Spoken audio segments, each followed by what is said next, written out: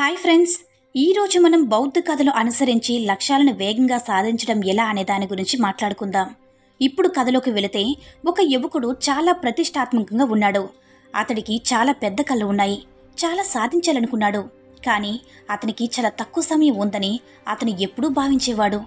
అందుకే అతను తన కళను వీలైనంత త్వరగా నేర్చుకోవాలనుకున్నాడు. విజయం సాధించాలని చాలాసార్లు ప్రయత్నించేవాడు. కానీ ప్రతిసారి విఫలమయ్యేవాడు. కొన్నిసార్లు కొంత విజయం సాధించాడు. కానీ అతడు ఆశించిన ఫలితాలు మాత్రం దక్కలేదు. దీనివల్ల అతను చాలా బాధపడేవాడు. తనకి ఎక్కడ లోటని అనే విషయాన్ని ఆలోచిస్తూ ఉండిపోయేవాడు. మరి అతను ఇతరుల్లాగా ఎందుకు కష్టపడి విజయవంతం కాలేదు? ఈ ప్రశ్న తరచుగా తనని చాలా ఇబ్బంది పెట్టేది. అది క్రమంగా అర్థం చేసుకోవడం ప్రారంభించాడు.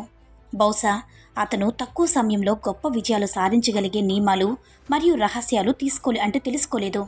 ఈ విషయం అతనికి అర్థమైన రోజు అతను విజయానికి సంబంధించిన నియమాలు మరియు రహస్యాలు అతనికి వివరంగా వివరించగలరు. ఒక వ్యక్తి కోసం వెతకడం ప్రారంభించాడు. ఆపై ఒకరోజు తన స్నేహితుల్లో ఒకరి ద్వారా అలాంటి మాస్టర్ గురించి అతనికి తెలిసింది. అయితే ఆ మాస్టర్ తెలివితేటలు, జ్ఞానానికి సుపరిచితుడు. ప్రజల సమస్యలను అర్థం చేసుకుని వాటికి పరిష్కారం వెతుకుతాడు. గొప్ప తెలివితేటలు మరియు సరళ కలిగినవాడు. అలాగే చాలా కష్టమైన విషయాలను కూడా చాలా సరళమైన పద్ధతిలో వివరించడంలో నిపుణులు. గురువు గురించి సమాచారం అందుకున్న వెంటనే ఆ యువకుడు మరుసటి రోజు నేరుగా మాస్టర్ ఆశ్రమానికి వెళ్ళాడు. ఆ గురువు బౌద్ధ సన్యాసి. ఆ యువకుడు అతనికి పాదాభివందనం చేసి ఎదురుగా కూర్చున్నాడు.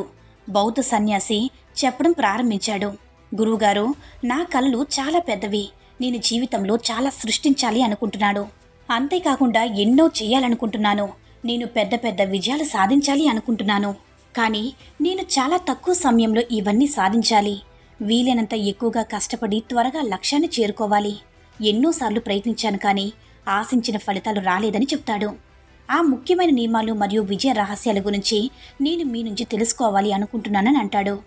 అయితే దీన్ని ఉపయోగించడం ద్వారా నేను తక్కువ సమయంలో గొప్ప విజయాన్ని సాధించగలను. ఆ నియమాలు తప్పక పాటిస్తాను అని చెప్తాడు ఆ యువకుడు. అయితే అప్పుడు ఆ బౌద్ధ సన్యాసి ఈ యువకుడు సాధించడానికి, కష్టపడి పనిచేయడానికి మరియు గొప్ప త్యాగాలు చేయడానికి అందుకు సిద్ధంగా ఉన్నాడని గమనించాడు.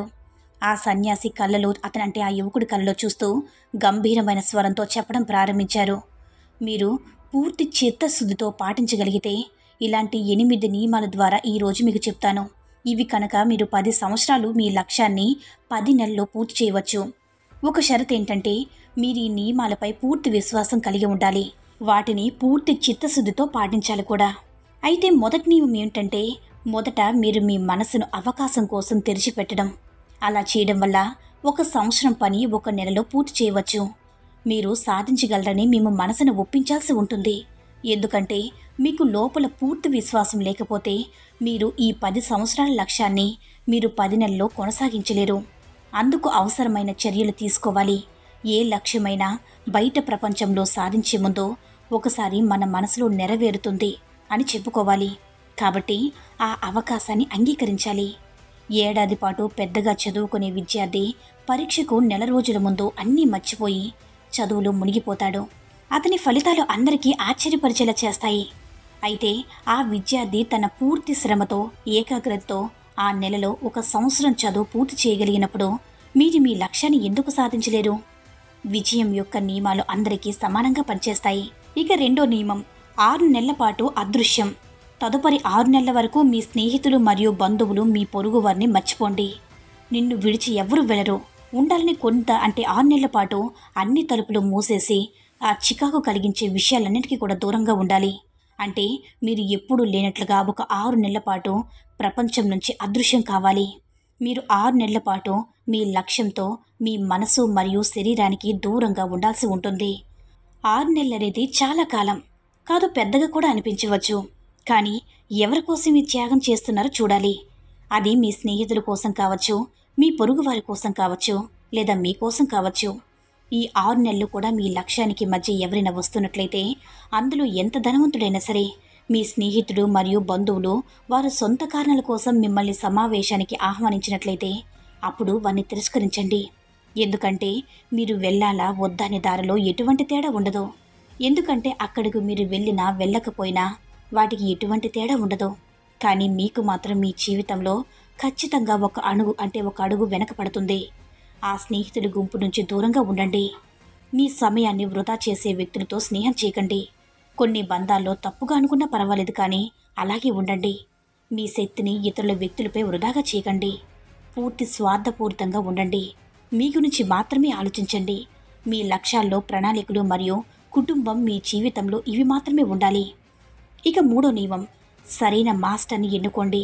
మీరు ఏదైనా త్వరగా విజయం సాధించాలి అనుకుంటే, దానిలో అగ్రస్థానం చేరుకోవాలనుకుంటే, మీరు దాని గురించి సాధారణ జ్ఞానం ఉన్న వ్యక్తితో మీ సమయాన్ని వృధా చేయకూడదు.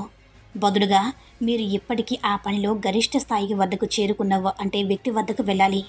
ఎందుకంటే ఆ వ్యక్తి ఉన్నత స్థాయికి ఎలా చేరుకోవాలో, భవిష్యత్తులో మీరు ఎదుర్కొనే అన్ని పనులు మరియు అడ్డంకులు అతను ఆల్రెడీ ఎదుర్కొన్నాడు.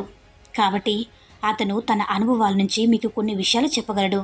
మీకు మీరే అవి నేర్చుకోవడానికి చాలా సమయం పడుతుంది. అందుకని ఇలాంటి సలహాలు తీసుకోవచ్చు. కాబట్టి 10 సంవత్సరాల లక్ష్యాన్ని 10 నెలల్లోనే పూర్తి చేయడానికి మీరు మీ ఫీల్డ్లోకి అత్యంత విజయవంత వ్యక్తులతో ఒకసారి మాట్లాడి అతని మీ మాస్టర్గా, గైడ్గా ఎన్నుకోవాలి. ఇలా చేయడం వల్ల డబ్బైనా విజయమైన రెండింటినీ కూడా 10ంతల వేగంతో సాధించవచ్చు. దీనికి సరైన మార్గదర్శకత్వం, దృష్టి. మరియు 4వ నియమం, స్పష్టమైన మరియు ఖచ్చితమైన లక్ష్యాన్ని సెట్ చేయండి. మీరు ఏం సాధించాలో మరియు ఏ సమయంలో సాధించాలో నిర్ణయించుకోండి. మీ లక్ష్యం స్పష్టంగా ఉండాలి. మీరు ఎంత తెలివైన వారైనా కావచ్చు, మీ మనసు ఎంత పదునైందనే కావచ్చు, మీరు మీ లక్ష్యం కోసం ప్రతిరోజు కష్టపడకపోతే మీరు ఎప్పటికీ గొప్ప విజయాన్ని కూడా అందుకోలేరు. గొప్ప విజయానికి స్పష్టమైన లక్ష్యం కలిగి ఉండడం మానవ స్వభావం. అయితే మానవ స్వభావం గురించి ఒక విషయం ఏమిటంటే, మీ లక్ష్యం చాలా తేలిగ్గా ఉంటే మీరు దాన్ని వదులుకుంటారు. మీ లక్ష్యం చాలా కష్టమైనప్పటికీ వైఫల్యం కారణంగా మీరు దాన్ని వదులుకుంటారు. అందుకే లక్ష్యాలు కష్టమైనా సాధించగలిగేది ఎలా ఉండాలి. తదుపరి విషయం, మీ జీవిత లక్ష్యాలంటే ప్రాధాన్యకి 3 కంటే ఎక్కువగా ఉండకూడదు. మీకు 3 కంటే ఎక్కువ ప్రాధాన్యత ఉంటే వాటన్నింటినీ చేయడం అవసరమైనవిగా భావిస్తారు. ఒక వ్యక్తికి ఎటువంటి ప్రయోజనం లేకపోతే అతను ఎప్పుడు కూడా మూర్ఖుడుగానే ఉంటాడు. చాలామంది ప్రజల జీవన విధానం విచిత్రంగా ఉంటుంది. వారికి ఏం కావాలో వారికి తెలియదు. కాబట్టి మీరు 10 సంవత్సరాల లక్ష్యాన్ని 10 నెలల్లో సాధించాలంటే మీ లక్ష్యాన్ని, మీ మనసుని స్పష్టంగా గుర్తించాలి. ఇక 5వ నియమం, లక్ష్యాన్ని సాధించడానికి ఒక వివరణాత్మక ప్రణాళికను రూపొందించుకోవాలి. మీ లక్ష్యాన్ని సాధించడానికి 3 ముఖ్యమైన పనులేంటో చూడండి. వాటిని గుర్తించండి. ఆపై ఆ పనులు చిన్న భాగాలుగా విభజించండి. ఈ 10 నెలల లక్ష్యాన్ని రోజులు, వారాలు మరియు నెలలుగా విభజించుకోండి. మీరు ప్రతిరోజు చేస్తున్న పని మీరు పూర్తి చేస్తున్నారని నిర్దేశించుకోండి. దీనికి మీకు బలమైన కారణం ఉండాలి. మీరు మీ లక్ష్యాన్ని ఎందుకు సాధించాలి అనుకుంటున్నారో దాని కారణం ఎంత బలమైనదో గుర్తుంచుకోండి.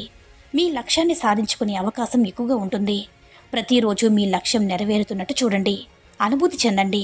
మీరు మీ లక్ష్యాన్ని సాధించినప్పుడు మీరు ఎలా భావిస్తున్నారో అని అనుభూతి చెందండి. అనుభూతి చెందడానికి, అనుభవించడానికి ప్రయత్నం చేయండి. అలాగే ఈ ప్రశ్న మీరే అడగడం ముఖ్యం. మీ లక్ష్యాన్ని సాధించడానికి ఏం చేయాలి? ఇంకా మీరు ఏం వదులుకోవాలి? మీ లక్ష్యం ఎంత కష్టం? మీ లక్ష్యాన్ని సాధించడానికి మీరు ఎంత కష్టపడాలనే దాని గురించి మీకు మీరే ఒక ప్రశ్న వేసుకోండి. మీరు ఎంత త్యాగం చేయాల్సి ఉంటుందో దాని గురించి మీకు మీరే నిర్ణయించుకోండి. ఇక 6వ నియమం, మీలో బలమైన ఏకాగ్రత మరియు క్రమశిక్షణను పెంపొందించుకోండి. కొన్నిసార్లు మనం చాలా ఎనర్జెటిక్గా ఉన్నట్లు కనిపిస్తుంది. ఈరోజు మనం గొప్పగా భావిస్తున్నాం, కానీ సమస్య ఏంటనేది ఈరోజు కొన్నిసార్లు మాత్రమే అనిపిస్తుంది.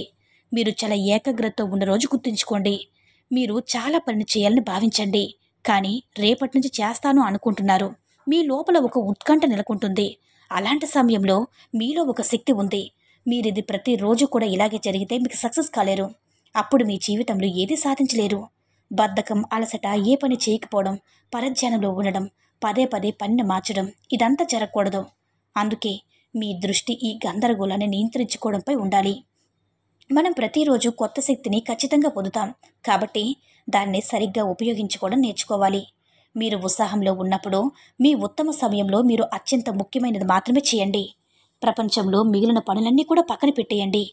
మొదటి రోజు మీరు ఏ పనినైతే చేయగలరో తదుపరి రోజు తక్కువ సమయంలో చేయడానికి ప్రయత్నించండి. నొప్పిని సహించండి. మీ శరీరం మరియు మనసు కొంత సమయం తర్వాత దాన్ని అంగీకరిస్తాయి. అలాంటప్పుడు ఏదో ఒక రోజు అవి మీకు జోగ్గా మారుతుంది. మీరు సాధించాలి అనుకున్న లక్ష్యాన్ని చేరుకోవడానికి అడ్డంగా మారితే దాన్ని వదిలేయండి. మనం శక్తివంతంగా, ఉత్సాహంగా మరియు ఏకాగ్రతతో ఉన్నప్పుడు దాన్ని పక్కన పెట్టండి, లేదా తర్వాత పక్కన పెట్టండి. అప్పుడు మనం ఒక 10 గంటల పనిని 1 గంటలో పూర్తి చేయగలం. మీ శక్తి మరియు ఏకాగ్రత ఎల్లప్పుడూ కూడా మీలో ఉంటే మీరు 10 సంవత్సరాల లక్ష్యాన్ని 10 రోజుల్లో అంటే పూర్తి చేస్తారనమాట. విజయవంతమైన వ్యక్తులు ప్రపంచంలోని అన్ని వినోదాలను కూడా విస్మరిస్తారు. వారి పనిలో వినోదం కోసం చూస్తారు. ఇక 7వ నియమం, బాధ్యత వహించండి మరియు జవాబుదారీగా ఉండండి. మీ పనిని వ్యక్తిగతంగా బాధ్యత వహించండి. మీరు జవాబుదారీగా ఉండగలిగే వ్యక్తిని ఎన్నుకోండి.